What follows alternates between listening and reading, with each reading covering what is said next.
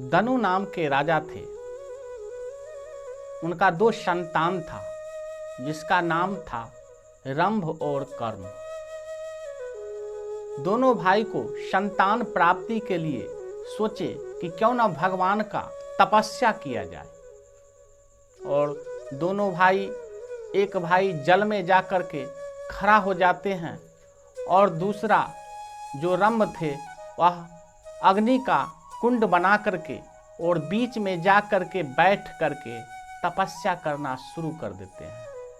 यह बात जब इंद्र को पता चला तो सोचा कि इसका पुत्र जो होगा बड़ा ही दुराचारी होगा, और उसने नदी में जाकर के मगरमच्छ का रूप धारण करके और कर्म को मार दिया। यह जो है कर्म के अपने भाई का जब मृत्यु सुना तो बड़ा ही दुख हुआ।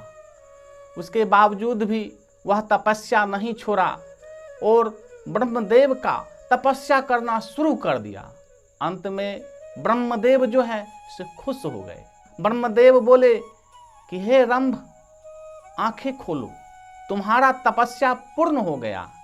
इस पर रंभ जो है सो प्रणाम किया और बोले कि हे ब्रह्मदेव, आप हमें यह बल दें कि हमारा एक पुत्र हो, और ऐसा पुत्र हो कि बड़ा ही वीर हो और समय के अनुसार जो है अपना रूप भी बदल सकता है, ऐसा पुत्र चाहिए।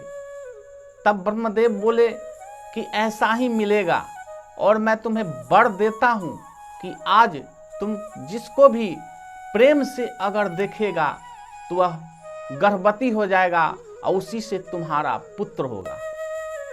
तपस्या पूर्ण होने के बाद रंभ काफी खुश होता है, और कुछ दूर आगे जाने के बाद एक महेशी, जिसको भैंस बोला जाता है, महेशी पास कर रही थी। उसी वक्त रंभ जो है बड़ा ही प्रेम से उस महेशी को देखा, और महेशी को देखने के बाद जो है महेशी गर्भवती हो गई। और उसका जो भैंसा था, महेशी का जो भैंसा था, जब उसके पास जब आया तब देखता है कि महेशी तो गर्भवती है।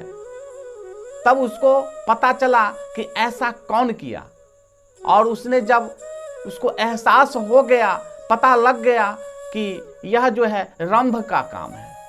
उसके बाद वहां से जाता है भैंसा, और रंभ में काफी युद्ध होता है, और अंत में भैंसा जो है रंभ को मार देता है। मर जाने के बाद वहां का समाज सोचते हैं कि क्यों ना रंभ को अग्नि संस्कार कर दिया जाए। तो अग्नि संस्कार करने के लिए सब जो है गंगा तट पर ले जाते हैं और अग्नि संस्कार करना शुरू कर देते हैं। उसी वक्त महेशी सोचती है कि आखिर चाहे जिससे भी हो, यह हमारा पति हुए, क्योंकि पति रंभ ही हुए। और रंभ वहां से महेशी जाती है और अग्नि जो जला हुआ था, कुंड जो जला हुआ था, उसमें जाकर के कूद जाती है, जो कि महेशी गर्भवती थी। और अग्निदेव के कृपा से उस अग्नि से एक बालक जन्म लिया, जिसका नाम महिषासुर पड़ा। महिषासुर बड़ा ही अत्याचारी था। उसने सुना था कि हमारे पिता के साथ, हमारे चाचा के साथ सभी देवता छल किए थे, और उसी प्रतिशोध का बदला लेने के लिए सभी देवता से युद्ध करना शुरू कर देते हैं। यहाँ तक कि मृत्यु लोक, पाताल लोक और अंतिम में स्वर्ग पर भी धावा बोल देते हैं, और बोलने के बाद स्वर्ग भी जीत लेते हैं और वहाँ का राजा बन जाते हैं। उसके बाद जो है सभी जो है देवता सभी भगवान शंकर के पास जाते हैं कि अब क्या होगा।